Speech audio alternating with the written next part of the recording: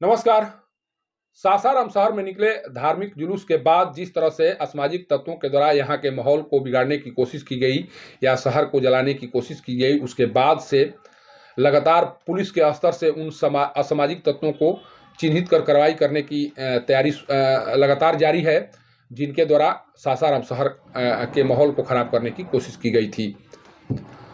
बहुत से ऐसे असामाजिक तत्व हैं जो लगातार सरेंडर कर रहे हैं, लगातार पुलिस के दबिश से बचने के लिए तरह तरह के हथकंडे अपना रहे हैं, लेकिन पुलिस भी तू डाल डाल तो मैं पात पात वाली कहावत को चरितार्थ करते हुए नजर आ रही है। और पुलिस की कोशिश है, अभी खबर आ रही है कि जो आईओ थे, इस केस के जो आईओ थे, उन्हें बदल दिया गया है और एक ऐसे जो इंस्पेक्टर रैंक के अधिकारी को अनुसंधान करने की जिम्मेदारी मिली है, जिस जिम्मेदारियों का निर्वहन शायद माना जा रहा है कि वो सही तरीके से कर पाएंगे और जल्द से जल्द जो भी असामाजिक तत्व हैं उन्हें गिरफ्तार कर लिया जाएगा। लेकिन इस कार्रवाई के दौरान पहले भी जो शाहजलाल पीर की महिलाएं थीं, उनके द्वारा पुलिसिया कार्रवाई पर एक तरह से सवाल खड़े किए गए थे और ये बताने की कोशिश की गई थी कि पुलिस उनके साथ ज्यादती कर रही है। गिरफ्तारी करने आ रही पुलिस के द्वारा उनके साथ दुर्व्यवहार किया जा रहा है, उनके सामानों को तहस नहस किया जा रहा है, उन्हें मारा पीटा जा रहा है, उन्हें गाली गलौज दी जा रही है। ये बताने की कोशिश की गई थी शाहजलाल पीर के महिलाओं के द्वारा। पहले उन महिलाओं की बातों को सुने जो शाहजलाल पीर के महिलाओं के द्वारा कही गई थी जब सासाराम शहर में सांप्रदायिक सौहार्द बिगड़े थे, और उस दरमियान जब उनसे संपर्क हुआ या उनसे बातचीत की गई तो क्या कुछ बताया गया जो मीडिया कर्मी हैं उनको। पहले वो सुनिए, इसके बाद मैं बताऊंगा कि अगर इस तरह के कार्य हुए तो उसका परिणाम या उसका असर क्या पड़ने वाला है। हम लोग दो सास बहू रहे, हमारा लड़का चला गया बाहर, सुन के हल्ला गुल्ला उधरे रह गया सर। हम लोग दो साल गंदी गंदी गाड़ी दे के हम लोग भीतर से ताला बंद। कौन गाली दे रहा है गंदी गंदी? जो प्रशासन आ रहा। पुलिस के लोग आए थे? हाँ, उन्हीं लोग आए थे। गंदी गंदी गाड़ी दे के ताला इधर का तोड़ के ढाई ढाई पीट के और चारों हमारा ताला सब घर में का राउंड करके 10,000 में लड़के का रुपया रहा, पतों का साल भर दिया हुआ गहना रहा, सब ले गए। केवाड़ी हम लोग खोल दिए, भाई आके देख लीजिए, पूछिन कि तुम्हारा कितने बजे लोग आए थे? 1 बजे के बीच में। रात को 1 बजे? क्या पूछ रहे थे आप लोगों से? आपके पति कहाँ हैं? अच्छा। हम कहते हमारे पति घर में नहीं, हम लोग लेडीज है तो खोल खोल गाड़ी बक्के पूरी हम गए खोल दिए केवाड़ी, आप देख लीजिए 2 कम्बल रहा, वो दोनों कम्बल भी ले गए। सामान भी ले गए हैं? नहीं, सामान नहीं, हमारा कम्बल भी ले गए ऊपर रहा। तो क्या आरोप लगा रहे थे आप लोग पर? क्या आरोप लगा रहे थे? देखते रहे कि तुम मर्दन को छिपा के नहीं न रखी है। पहले दिन तो उस रूम से आया, छत उनके मकान से छत पर आया, पूरा घर का दरवाजा पूरा हिला दिया, फ्रिज तोड़ दिया। अब हमें देवरानी को भी मारा। आखिर क्यों तोड़े हैं? दरवाजा क्यों तोड़े हैं? उन लोगों के द्वारा क्यों तोड़ा गया है? पता नहीं, हम लोग को कुछ समझ में नहीं आ रहा है क्यों तोड़ा है। हमारा भी भद्दा भद्दा गाली दे रहा है। किसको मारा है पुलिस? मेरी गोतनी को मारा। हम लोग तीनों पति को और दोनों देवर को उठा के ले गया। कितने बजे आए थे लोग? 1:30 बजे रात में। रात में आए थे? ऐसा लग रहा था तो लोग पुलिस नहीं हो रहा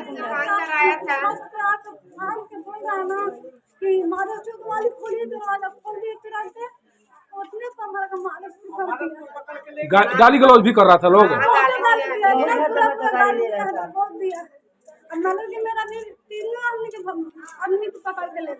गिरफ्तार भी किया है यहाँ से लोग? क्या लगता है निर्दोष हैं आपके पति, इसके बाद भी गिरफ्तारी है? जैसा कि आप शाहजलाल पीर के महिलाओं के द्वारा ये कहते हुए सुन रहे हैं कि पुलिस जब आरोपियों को गिरफ्तार करने के लिए पहुंच रही है घरों में, तो उनके द्वारा महिलाओं के साथ गाली गलौज किया जा रहा है, उनके सामानों पर भी एक तरह से कुदृष्टि डाली जा रही है, उनके सामानों को भी इधर से उधर किया जा रहा है। इसमें सच्चाई कितना है ये तो जो कह रही हैं वही बता पाएंगी, कारण कि उनके द्वारा जो कुछ कहा जा रहा है हो सकता है कि दुर्भावना से ग्रसित होकर भी पुलिस के विरुद्ध इस तरह की बात कही जा रही हो। लेकिन अगर इसमें थोड़ी भी सच्चाई है या महिलाओं के द्वारा जिस तरह से अपने आप को पुलिस के द्वारा प्रताड़ित होने की बात कही जा रही है, अगर पुलिस इस तरह की कार्रवाई अगर कर रही हो तो ये पुलिस कर्मियों के लिए, पुलिस अधिकारियों के लिए ठीक नहीं है।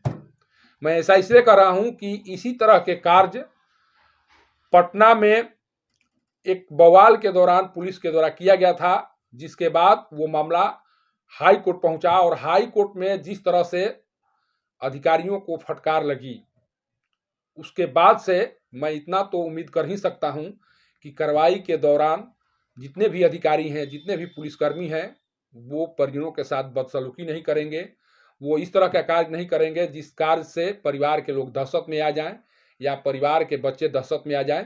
इतना कार्य तो नहीं करेंगे, कारण कि जिस तरह से माननीय उच्च न्यायालय के न्यायाधीश के द्वारा सवाल किए जा रहे थे, जो अधिकारी थे जो कोर्ट में प्रोड्यूस हुए थे अपना पक्ष रखने के लिए, उनसे जिस तरह से सवाल माननीय उच्च न्यायालय के न्यायाधीश के द्वारा किया जा रहा था और जिस तरह से उन सवालों का जवाब नहीं दे पा रहे थे पुलिस अधिकारी की, उसे साफ लग रहा था कि पुलिस के स्तर से कोई न कोई चूक जरूर हुई है या कोई इस तरह का गलत कदम जरूर उठाया गया है, जिसके कारण उन्हें इन सवालों का जवाब देना मुश्किल हो रहा है।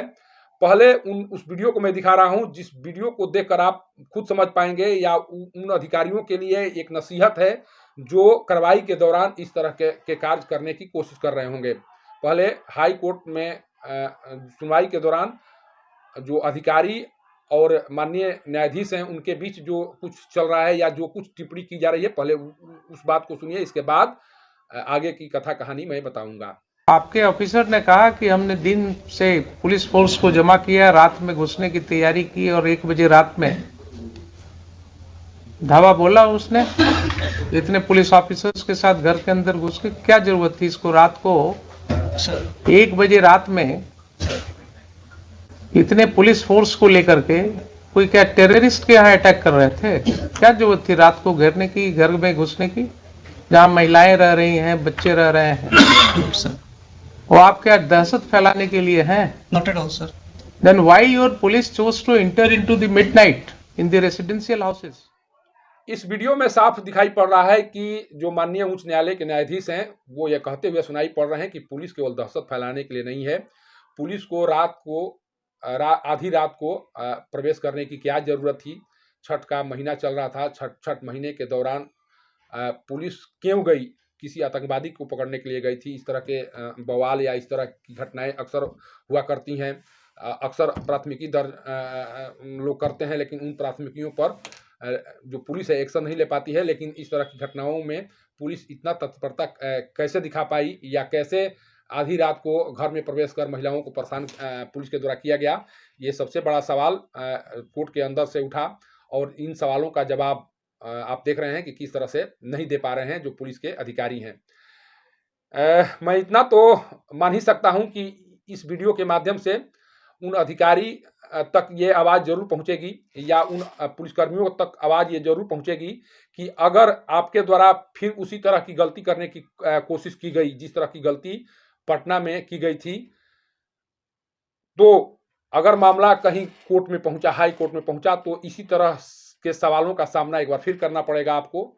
और उन सवालों के बाद जो किरकिरी होगी वो आप भी जानते हैं, उस चीज़ को आप भी समझ सकते हैं। आप लोगों पर जितना दबाव बना लें, उन्हें जितना अपमानित कर लें, लेकिन आपको अपना पक्ष हाई कोर्ट में रखना पड़ेगा। और जब पक्ष रखेंगे, जब वो तथ्यहीन पक्ष रखे जाएंगे, शायद आपके पक्ष जो माननीय न्यायाधीश हैं उनके सवाल को जस्टिफाई नहीं कर पाएंगे और वहाँ पर फौजियत होना लाजमी है। इसलिए लगातार जिस तरह से बातें सामने आ रही हैं, अभी गुरुद्वारा रोड में 3 रोज पहले कार्रवाई की बात सामने आई थी, हालांकि एक व्यक्ति को गिरफ्तार किया गया था।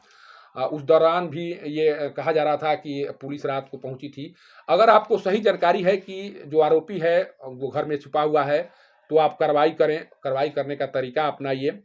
ऐसा कार्रवाई न कर दें कि जो बच्चे, छोटे छोटे बच्चे हैं, वो पुलिस को देखकर आधी रात को देखकर डर जाएं, मानसिक संतुलन खो बैठें।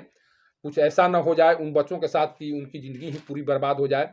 कारण कि कोई भी माता पिता या बच्चे नहीं चाहते हैं कि उनके अभिभावक इस तरह का कार्य करें, कोई ऐसा कार्य करें जिससे समाज में गलत संदेश जाए या समाज में गलत असर पड़े। किसी का परिवार नहीं चाहता है अगर उस परिवार का कोई सदस्य असामाजिक निकल भी जाए तो इसमें उस परिवार का क्या कसूर। परिवार के लोग समझाते हैं, बुझाते हैं कि कोई नहीं चाहता कि मेरा बेटा अपराधी निकल जाए या चोर उचक्का निकल जाए। सभी लोग चाहते हैं कि उनका बेटा IAS IPS बने, लेकिन अगर घर के कोई परिवार अगर इस तरह का निकल जाता है तो उसका खमियाजा जो परिवार के अन्य लोग हैं उन्हें नहीं भुगतना चाहिए। और इस तरह का ध्यान पुलिस को रखना ही होगा कि जब कार्रवाई करें तो इसका असर छोटे छोटे बच्चों पर दिखाई न पड़े, महिलाओं पर दिखाई न पड़े, और जो भी बुजुर्ग हैं उन पर दिखाई न पड़े। नहीं तो जिस तरह से पटना में पुलिस अधिकारियों की किरकिरी हुई थी उस तरह की किरकिरी यहाँ भी हो सकती है। कारण कि जब आप बहुत ज़्यादा अत्याचार करेंगे तो मामला हाई कोर्ट में जाएगा ही। जब हाई कोर्ट में मामला जाएगा तो आपको सवालों का सामना करने पड़ेगा। और जिस तरह से उस वीडियो में साफ दिखाई पड़ रहा है कि जो पुलिस के अधिकारी हैं उन सवालों का जवाब नहीं दे पा रहे हैं, जिन सवालों का जवाब जो माननीय न्यायाधीश हैं वो जानना चाह रहे हैं, और इसी कारण से उन्हें काफ़ी एक तरह से वहाँ पर फजीहत उठानी पड़ी थी। और ये सब हुआ था जो अधिकारी हैं उनकी नासमझी के कारण। मैं उम्मीद करता हूँ, मैं असामाजिक तत्वों के कार्यों से को सपोर्ट नहीं करता। मैं लगातार कोशिश करता रहता हूँ कि जो भी सासाराम शहर में असामाजिक तत्व हैं या जो भी अशांति फैलाने वाले लोग हैं उन पर कार्रवाई हो। लेकिन मैं ये भी चाहता हूँ कि उस कार्रवाई का असर जो छोटे छोटे बच्चे हैं, जो महिलाएं हैं, जो बुजुर्ग हैं उन पर न पड़े। और आप कार्रवाई करें तो इस तरह की कार्रवाई करें कि उसका प्रभाव केवल और केवल असामाजिक तत्व पर पड़े, या जो असामाजिक तत्व को सपोर्ट कर रहे हैं उन पर पड़े। और सासाराम शहर में सांप्रदायिक सौहार्द लगातार बनी रहे, ये हम लोग भी कोशिश कर रहे हैं। लेकिन पुलिसिया कार्रवाई पर उंगली न उठे, इसका ध्यान अधिकारियों को रखना बहुत जरूरी है। सासाराम से पब्लिक न्यूज के लिए सत्येंद्र चौबे की रिपोर्ट।